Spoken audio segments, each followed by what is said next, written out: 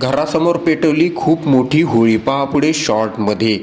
पुरणपोळ्या बनवल्या आहेत. मम्मीने मस्तपैकी बनवते आहे. हे बघा वाटी बनवली आहे पुरणपोळीची. या ठिकाणी दीदी बसलेली आहे मोबाईलमध्ये.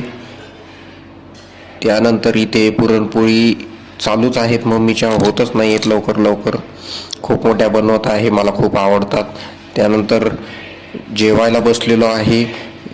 हा आहे होळीचा असा पुरणपोळी, भजे, कुरडई, भात. इथे दीदी बसलेली आहे जेवणासाठी. हे असं काय, ये क्या कर रही हो. त्यानंतर मस्तपैकी दही खात आहे मी. आणि संध्याकाळी होळी पेटवलेली आहे घरासमोर सर्व गल्लीमध्ये.